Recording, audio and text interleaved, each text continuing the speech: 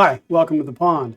I'm Scott Wyman, the Training and Technology Coordinator here at Central Texas College, and this is my online classroom. This session, we're going to go into and talk about hazard communications training. This class is required of all Central Texas employees. Does that make sense? So if you work at CTC and you work in the state of Texas, then this is required training. It is a once and done training. Once you do it, you don't have to do it again for as long as you work for CTC. So again, welcome to hazard communication training. I'll try and keep this fairly short. It's going to be a general session. We're not going to get into a lot of specifics. I'll give a few examples, but that's about as far as my specifics are going to go. Let me pull up my laser pointer here, and we're ready to rock. So your points of contact for this information are Deborah Shively. She's our Associate Deputy Chancellor of Risk Management. Larry Murphy, he is our Director of Risk Management. And Joe Berrigan, he is our Chief of Police here on Central Campus. This session will cover the following topics. What is a hazardous chemical? There's certain things that certain criteria that must be met before it is classified as a hazardous chemical. We'll look at labels and safety data sheets and their relationship. We'll take a look at some safe handling and effects of hazardous chemicals. Nothing specific, a few examples, yes, but nothing real specific. We'll look at the different types of hazards. We'll look at why we need protective equipment. I'll probably mention that a couple times as we go through this training because it's pretty important. And then we'll finish up with first aid and cleanup measures. Why do you need this class? Well, because we want you to be safe. We don't want you to end up in a hospital, either from work or from home, because you can take the information that you learn here in this training session, take it home with you so that you can be safe there as well. Just because you leave work doesn't mean you ignore safe practices around hazardous chemicals. Because we all have hazardous chemicals at home, I would guess. Paint, gasoline, oil, cleaning products. So we want to be safe at work and at home. You can find hazardous chemicals everywhere, in stores, at work, and in your home, like I just mentioned. The Texas Hazard Communication Act, also known as the Right to Know Act, was revised in 1993. This is a once and done training because of that revision in 1993. But what the Right to Know Act does is it requires public employers to provide their employees with specific information on the hazards to which they may be exposed in the workplace. So this is a two-part class. This is the general session, and then you'll get a second session from your supervisor. So what makes it hazardous, or what makes a chemical hazardous? Well, if a chemical has the potential to negatively affect your health, it's a hazardous chemical. If it can cause injury to you, it's a hazardous chemical. Also, if it causes damage to the workplace, or if it can cause damage to the environment. We want to protect our environment as well.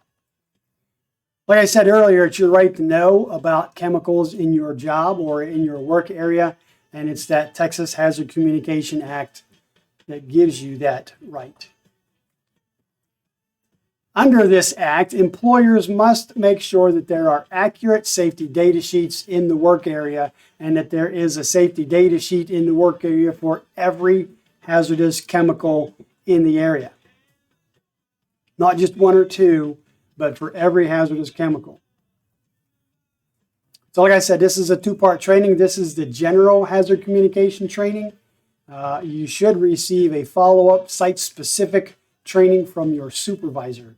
And that should cover the specific chemicals in your area that you may come in contact with. Now we'll take a look at safety data sheets. Safety data sheets describe the properties and hazards of a specific chemical. So hanging on the wall, you might see a binder. It might be a green and white binder that says Right to Know, or it might be a yellow and black binder that says Safety Data Sheets or just SDS. This is where you find the information about specific chemicals in your work area.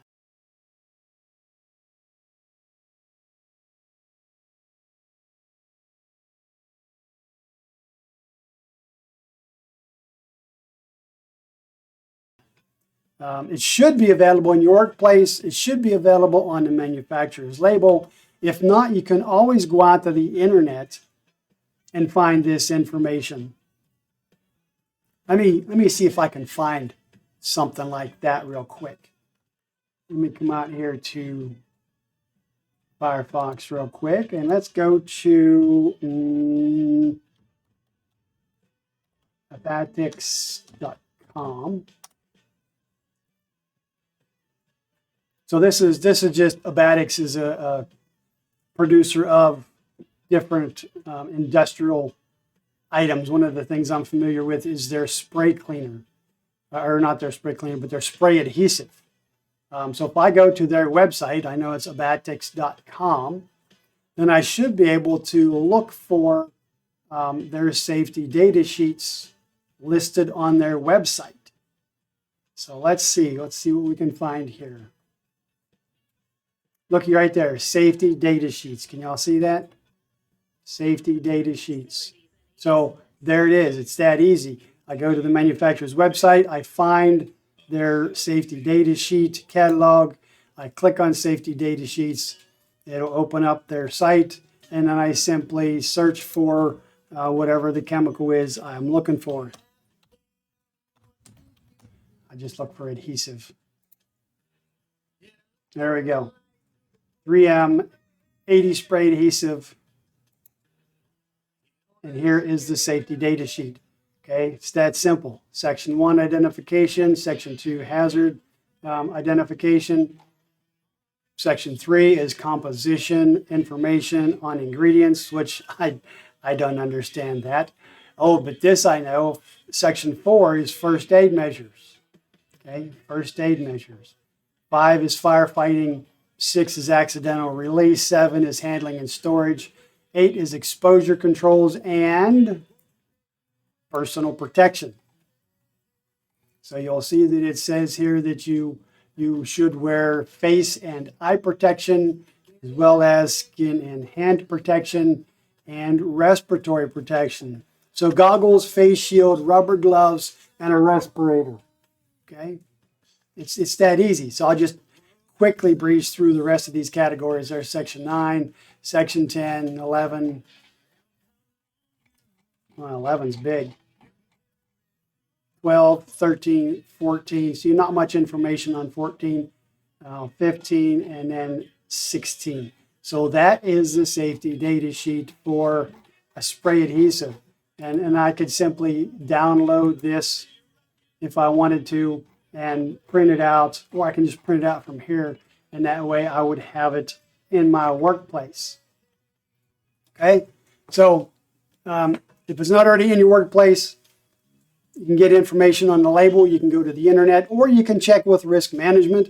I believe they have a full library of safety data sheets for every hazardous chemical on CTC. So here are the 16 categories that I showed you on that safety data sheet. Again, pay particular attention to first aid measures, exposure controls, and personal protection. If you're working with, depending on what type of chemical you're working with, you may also want to pay attention to the stability and reactivity so that you know how this chemical will react in certain situations. Here's an example of a few different safety data sheets.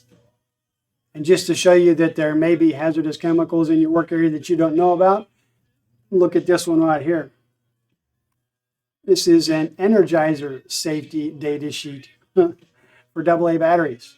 They do contain hazardous chemicals. I just don't believe they reach the level of hazard where it's required to have a safety data sheet. Okay, but there is a safety data sheet out there. If you want to look for things in your workplace that may have or may be hazardous, I found safety data sheets for Glade air freshener. Right, not necessarily because of the chemicals in there, but because it's a container under pressure, and that creates a physical hazard, not so much as a health hazard. Okay? So be curious, be aware, know what you need to do to protect yourself. That's probably first and foremost. Now, every container that's used to store a hazardous chemical must have 3 specific bits of information on the label. Number 1, it must have the name of the chemical as it appears on the safety data sheet. There may be 1 or 2 names. There may be a chemical name and a trade name, or just a chemical name. But the label must match the safety data sheet. It must contain the manufacturer's name and address, and it must contain the physical and health hazard warnings. So make sure when you're working with a hazardous chemical that you read the label first. Read the safety data sheet. You read the label so that you know you're working with the correct chemical that you're supposed to be working with. If you can't read the label, then replace the label. Nobody should be removing labels from hazardous chemicals, but I understand that sometimes they may fall off and get trampled on, or maybe the chemical was spilled on the label when you can't read it anymore. So in those situations, you make your own label, or you can contact the manufacturer and try and get a label that way. But in the meantime, you create your own label, either handwritten or printed out from a computer. And as long as it contains those 3 bits of information up there, you're good to go. It doesn't have to have all the ingredients and all of this stuff. Chemical name, manufacturer's name and address, and then what are the physical and health hazards. People need to know what kind of hazards they're going to be working with. Here's an example of a label. This is a 55-gallon drum full of a hazardous chemical down in our physical plant. Here is the manufacturer's information. There's their name. Over here is their address. And I believe it's a phone number there on the corner that gets kind of blurry. Of course, it's all kind of blurry. I'm not wearing my glasses. But you also see here the chemical name, potassium hydroxide or potassium hyd something. And you also see the trade name, Formula 1557. Over here, you'll see the health hazard warnings. There it says danger. Other products may say warning. Both are important, but understand that danger is more dangerous. Okay? You should be aware of warnings, and you should be really super cautious with a chemical that says danger. You also see a corrosive sign here. All right, corrosive, which means you should probably have rubber gloves, goggles, an apron. Okay, and then down here on the bottom, you'll see the National Fire Protection Association or OSHA warning diamond, and we'll take a look at that here in just a bit too. Again, if you can't read the label, replace it. This is just a couple of examples of replacement labels or labels on temporary use containers that I found around campus. Here's some sulfuric acid as the chemical name. It has the manufacturer's information, right? Carolina Biological. And it has their phone number. Good. And then C adjacent tag probably has the other information that's required, such as the manufacturer's address. Here's a handwritten label. There's the chemical name, H2SD4. I don't know what that is. Maybe you do. But I do know it was made by 3M. So hopefully somewhere else on this label you'll find the manufacturer's address and or phone number. Okay? All right, this is the National Fire Protection Association diamond. It's also used by OSHA, and there's only one slight difference between the two. So we have a blue area, red area, yellow area, and white area. The blue area is for health hazards. And the health hazard goes from 0 to 4, anywhere from a normal material that poses no hazard to deadly. All right. I prefer not to work with deadly chemicals, but if I have to, I will. I'll read the label, I'll read the safety data sheet, I'll don the protective equipment that's required, and I'll rock on. The red area is for fire hazards, flammables, and combustibles. And what this is based on is the chemical's flash point. 0 means it will not burn, and 4 means it will ignite at temperatures below 73 degrees. That's 90% of our year here in Texas, right? So we got to be careful. Just as an example, between a combustible and a flammable, gasoline is flammable. It's a flammable chemical. Gasoline will ignite at temperatures above negative 40 degrees Fahrenheit, right? That's cold. But anything above minus 40, gasoline fumes will ignite. They will burn. And it's the fumes that burn, not the liquid itself. Diesel fuel, on the other hand, is a combustible. Its temperature must be above 100 degrees Fahrenheit before it will burn, or before the fumes will ignite. Because what it is the chemical has to be above a certain temperature before it will start to evaporate and those fumes start to rise. Again, it's the fumes that burn, not the liquid. All right, the yellow area is for reactivity hazards. And these go from stable, which means no hazard, all the way up to may detonate. Detonate, not just catch fire, not just explode, but detonate. Wow. So be careful. Okay, specific handling instructions when it comes to reactivity hazards. And then the white area, and this is where the difference comes between the NFPA and OSHA.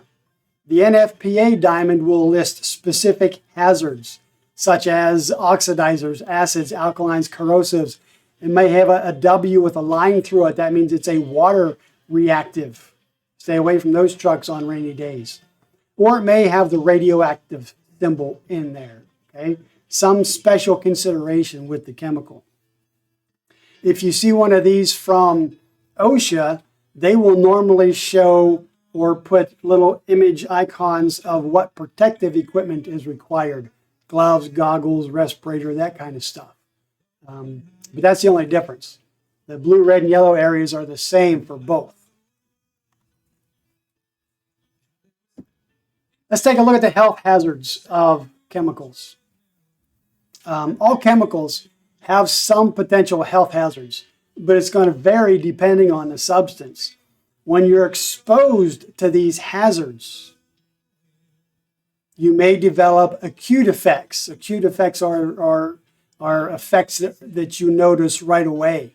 Like if you're out on a hot Texas day and there's no wind and those gas fumes are floating up and you're smelling it. If you can smell it, those are the vapors that will ignite, right? You're being exposed to that chemical. And this may result in a headache, dizziness, maybe burning eyes, a little bit of burning in the nose. Sometimes your skin will start to burn or itch, okay? That means you're being exposed, overexposed to the chemical. Now, repeated exposure may result in chronic effects. Chronic effects cause long-term damage that may include organ damage or cancer. So these chemicals can start to kill you from the inside out if you don't follow the proper protective procedures. We don't want that. We want you to go from work home safely and then go from home back to work safely. Here are a few examples of flammables and combustibles. In their liquid forms, gasoline, as I mentioned earlier, is a flammable. Motor oil is a combustible. Motor oil will burn, but the temperature has to be above 100 degrees before it will burn. We also have gases, solids, and aerosols, hydrogen, matches, spray paint, things of that nature. Safe handling and storage of flammables and combustibles. Keep the containers closed when not in use. If there's a cap that goes on the container, put the cap on the container. Don't use near open flame or ignition source unless that's the intended use. Okay. For flammable liquids, if you're storing them in a flammables cabinet, such as this one here on the slide, make sure that if it's a 5-gallon or larger container, that it has a grounding strap attached to it to prevent static discharge. If you're in a lab environment, please refrigerate your flammables and combustibles. Keep the temperatures of the chemicals down so they don't reach their flash point. And then you should always store chemicals, flammables and combustibles with the label pointing out. People shouldn't have to sit there and spin these containers around to see the labels. That could generate static electricity. Well, you know, static electricity and flammables, not a good combination. Next category are oxidizers. Oxidizers are substances that increase the burning of fuels by increasing the oxygen or adding oxygen to the mix. You ever heard of an oxyacetylene torch, cutting torches? Most people have. They use acetylene and oxygen as their components. Acetylene is the fuel, right? When you first light acetylene torch, you get this big poofy orange flame, a little bit of black smoke coming off the top, and then you start to open the oxygen valve a little more and a little more, and that flame gets narrower and narrower and narrower until it's almost pencil point thin, and it's that point by adding enough oxygen that you can cut through steel. So oxidizers increase the burning of fuels. A few examples of oxidizers: hydrogen peroxide. Y'all use hydrogen peroxide probably, right? Some people clean boo-boos with it. Some people bleach their hair with it. Some people whiten their teeth with it. Do you know what NASA uses it for? Rocket fuel. Yes, hydrogen peroxide, rocket fuel. The product that we use, if you look at the label, they're usually like 0.1% by volume. That means it's 99% water, well, not 99.9% water, and 0.1% hydrogen peroxide.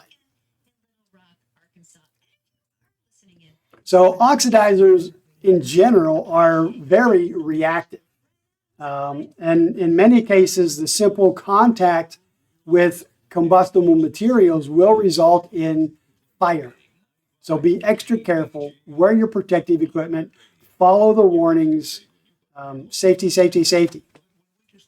Safe handling and storage of oxidizers, well, never mix them with fuels, because, well, what happens with fuel and oxygen? Store separately from flammables and combustibles, separate areas. Refrigerate if necessary or if possible. And then always keep oxygen cylinders free of grease and oil, because if you have oil or grease on your hand and you touch an oxygen cylinder that has a leak, it could blow up right there in your face. So we need to be extra, extra careful when working with these things. Reactives. Physical hazards of reactives, well, fire. Things catch on fire. Pyrophorics ignite when exposed to air. Powdered magnesium, I believe, is a metal that will ignite when exposed to air. I may be wrong about that, but I think it is. If I'm wrong, leave me a message in the comments and, well, I'll have a look. Water reactives react violently when they come in contact with water to form other ignitable gases. So again, extra careful. And then, of course, there's the possibility of explosion. That's the physical hazard. When things explode, that's bad. It's just bad, okay? So shock-sensitive compounds, peroxide formers, and explosives, hazards. Safe handling and storage of reactives. Always store in an area away from other chemicals because they may react to another chemical. And, well, you have to read the SDS to see its reactive properties. And then store away from other chemicals. Make every effort to substitute with a less hazardous material when possible. And then always follow the disposal and storage recommendations of the manufacturer. That's some stuff that you will find in the safety data sheet. Compressed gases are the next category that we're going to take a quick look at.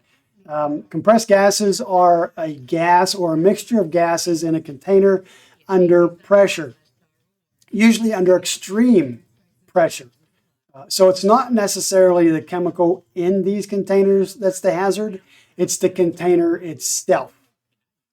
I've seen video, I've never seen it in person, which is a good thing, but I've seen videos, training videos, where they'll purposefully knock the valves off of the top of one of these containers laying on the ground, and it will go flying through a cement block wall without a problem. And it'll take out anything between it and that cement block wall. So again, be careful. Safe handling and storage, pretty simple. Keep them in a ventilated area where gases are used. Identify cylinders by name, not by color. It used to be specific color cylinders held specific contents. You know, green was oxygen, black was acetylene, brown was something else, and gray was something else. But now they don't go by a color system. You can see in this picture down here, these are all oxygen cylinders. I can tell by looking at the label. Okay, it may be kind of hard for you to see. You zoom in here, but you see the green, the green, the green. Those are oxygen labels. But based on the colors, you wouldn't know that, because there's a beige one, there's a dark gray one, there's a light gray one. Oh, look, there's a green one. But these are all oxygen cylinders. So make sure you look at the label. Make sure you're working with the proper chemical. Firm and closed valves when not in use. You don't want these oxidizers to just sit there and escape. Somebody walk by with a cigarette and boom, gone. Okay. Keep the safety caps on when the cylinder is not in use. And the safety caps are these contraptions here on the top. These safety caps cover the valves, which makes it more difficult to access the valves and less chance of it, being knocked off or something. And then firmly secure the cylinders during storage and in use. Normally when they're in use, they're going to be strapped or chained to a portable cart. Just make sure that they are secured to that cart. And then here you can see they're secured with a chain and a strap. Corrosives is the next category. A corrosive is either acidic or caustic. It's either an acid or a base. Acids and bases will sometimes neutralize each other. It's all based on their pH. A negative pH is an acid. A positive pH is a base. When the two reach a specific level together, then it's a pH of 0, and well, that's a good marriage. But you still want to make sure that these things are kept separate, because acids do have the capability of destroying human tissue as well as metal. So you never want to try and store acid in a metal container. You never want to dispose of acid in a metal container, because when you come back the next day, it's just going to be a puddle of acid and no container. So again, here's a few examples. Sulfuric acid, that's battery acid. Ascorbic acid, that's vitamin C if you're not familiar with it. Again, the vitamin C that we take, the ascorbic acid we take, is a very diluted concentration. In its higher concentrated forms, it's used as an industrial cleaner. Bases, we have sodium hydroxide, which is Drano, and sodium hypochlorite, which is bleach. Safe handling and storage for corrosives. Again, store acids and bases away from other chemicals, because you don't know what kind of reaction you might get if the chemicals are mixed. Don't use metal containers to store acids or dispose of acids, like I said a minute ago. Store acids in wooden cabinets with a secondary containment or in specific acid cabinets. And then always shelve low to the ground. You should never have to reach up to get a container of some sort of acid, because there's the hazard there of it falling into your face, right? So shoulder level or lower when it comes to hazard corrosives in their storage. And then always work near an eye wash, shower, or hose, so that there is some sort of incidental contact, you can rinse the area and then seek medical attention. So this is the secondary containment that I mentioned earlier. We have our acid or base in a glass bottle. Those bottles are in a plastic container inside of a wooden cabinet. So if the glass breaks, the plastic container will contain that spill. And then here we have an acid cabinet designed specifically to store acids. Toxins. Toxins are extremely poisonous chemicals. Now, all chemicals do have some sort of poisonality to them. I just made that word up, poisonality. But they are all poisonous to some degree, but not necessarily deadly. Okay, some of them might just make you feel bad or make you lose your breakfast or something. But toxins are extremely poisonous, and a small dose of a toxin could have serious health effects. Just a few examples: asbestos, acetone, some organic solvents, and corrosives. Again, read the safety data sheet. Know what protective equipment you're supposed to be wearing. You don't want to play games with these kinds of things, folks. It's not fun. You will lose.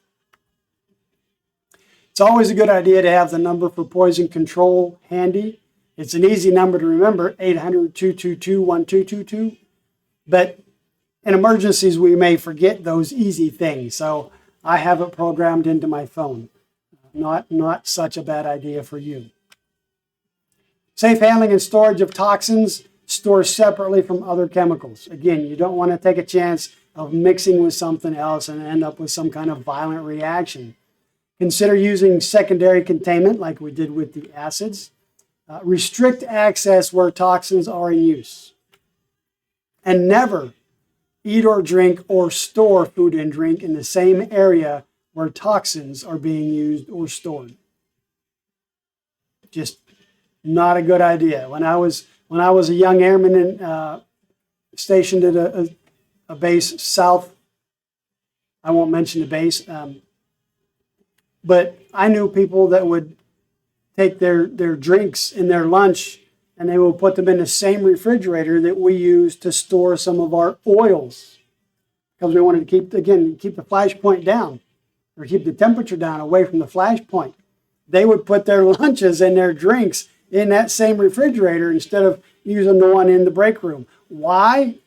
Well, because this one's closer to where I work. Why should I have to walk all the way to the break room to get a drink when I can get it right here? Don't do it. Don't do it. Walk to the break room to get your drinks. CTC Policy 170 covers personal protective equipment. For all chemical categories, protective equipment and safe work practices protect you from incidental contact with the chemicals through what are known as points of entry or routes of entry, how these things get into your body. The first route of entry is inhalation, breathing it in. So if you're working with a chemical that's in solid form, granules create dust. That dust can fly up and you can breathe it in. If a chemical is above its flash point, it's emitting vapors. You could smell and inhale those vapors. That's bad for you, right? If you can smell it, you're being overexposed. You shouldn't be there. You should have some kind of protection. So always work in a well-ventilated area when it's required. And if the SDS or the label says wear a respirator, wear your respirator. So what, you sound like Darth Vader for a little while. At least you'll live to see another day. Ingestion is the next route of entry. And again, this goes back to the eating and drinking in the area where hazardous chemicals are being used. Don't do it. If you're working in an area with hazardous chemicals, when you're done, you go wash your hands, then you go get your food or drink. Right? You should always wash between. Next, we have absorption, things that get absorbed into your skin. Normally, if something splashes, it'll get on your skin, and if it's not rinsed off, it can absorb into your skin. And those are the things that that can get in there and start destroying you from the inside out. Not everything is like an acid where it's going to eat a hole on your skin where you can visibly see, oh, wow, that's not good for me. You won't know until years down the road. So if a chemical says to wear gloves, then wear the appropriate gloves. If it says to wear chemical gloves, don't put on a pair of those, rubber, surgical gloves, because it's not the same thing. Wear proper eye protection, lab coats, aprons, whatever is required to protect you, that's what you need to be wearing. The last route of entry is injection, being something being forced into your skin. Naturally, needles can inject things into your skin, but another hazard that a lot of people don't realize is compressed air. If you blow a hazardous chemical off of your skin with compressed air, if that compressed air is at a pressure higher than 10 psi, it will inject those chemicals into your skin. And you don't want that to happen. Okay? So for needles and other sharp instruments, make sure you use sharps containers. And for compressed air, it's just a better idea to use compressed air. Okay? If you have an excessive amount of dust on your skin, you can brush it off, right? Get an old dry paintbrush, brush it off, or a rag to just kind of brush it off. Don't rub it, because that pushes it into your skin farther. It's best to rinse. Okay, rinse the area. That's the best way to get it off of there. All right, first aid treatment for all chemical categories, because I can't get specific. There are so many different chemicals. I could spend 8 hours just talking about first aid treatment for all the chemicals we have here on CTC. So in general, first and foremost, read the safety data sheet. Read the label. Know what first aid needs to be done if you do have an incidental contact. Make sure the area is safe. You don't want to go into an unsafe environment and start working with hazardous chemicals. If you're going in to help somebody who's been exposed to a chemical, make sure the area is safe. Okay, if there's a chemical that's putting off vapors, and that's what caused your coworker to drop, you don't want to go into the same area and end up being dropped too. You got to get the right protective equipment. Get a vaporizer. No, not a vaporizer. Get a respirator. Then go in and remove the victim from the area. You have to protect yourself before you go in to save them.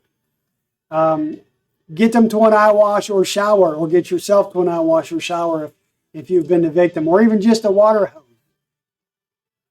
Never induce vomiting or have the victim drink anything unless directed by medical personnel, because vomiting could have adverse effects, and so could drinking something have adverse effects.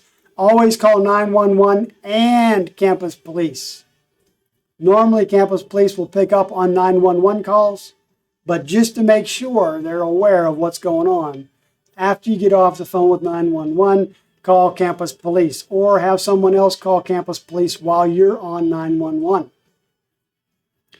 Get the safety data sheet and have it on hand for when medical personnel arrive. That way they know what chemical they're dealing with. They can look at the first aid measures in whatever area they need to. If the situation is a fire, firefighters are going to need to know what specific firefighting actions they should take. And that's on the safety data sheet as well. And then always properly dispose of contaminated clothing. I wouldn't just take it home and throw it in the washing machine. Okay? Get rid of it. First aid treatment for incidental exposure to chemicals. If you need to use an eye wash or a shower, your best protection is speed. The sooner you can get that stuff washed off or flushed out, the better. So remove clothing from the affected area, jewelry, shoes, whatever the case may be. Flush the area for at least 15 minutes, not with high pressure water, just running water, 15 minutes. High pressure water will, again, just inject part of that chemical into your skin. So flush it with running water, and if you're flushing your eyes, make sure you hold the eyelids open and move your eyeballs around so that it gets all exposed parts of the eyeball. Cleanup procedure is pretty simple. If you've been trained to clean up a hazardous chemical spill, then get in, clean it up, do what you were trained to do. If you haven't been trained to clean up a hazardous chemical spill, pick up the phone, call facilities hazmat team. There's their number, 526-1367. Let them know what kind of chemical they're dealing with, and they'll come and take care of it for you. Okay? But if it's just a minor spill, if you spill a bottle of Windex, which is a hazardous chemical, or a bottle of ammonia, hazardous chemical, you could probably clean those up without incident. Just make sure that if it's, if the hazard is inhalation, like with ammonia, make sure you ventilate the area and clean it up. So in summary, I know everybody's favorite slide, I've been talking too much. We looked at what makes a chemical hazardous, right? If it has a negative impact on you, could be a hazard to you if it's hazard to the work area or the environment. We looked at information on labels and safety data sheets and how they work together, right? You have a lot of the same information. You bump one against the other to make sure that you got the right chemical. We took a look at some effects and safe handling of chemicals, different handling instructions. We looked at the different types of hazards. I told you the policy 170 covers personal protective equipment, but I think I talked about it all the way through. And then we finished up with first aid and cleanup procedures. So if you have any questions, feel free to contact Mr. Larry Murphy. He's our Director of Risk Management. There's his number. He'll be more than glad to help you. So with that, I'm going to say thanks for being here. Appreciate your time. Stay safe, stay healthy, and stay happy. We'll talk to you later.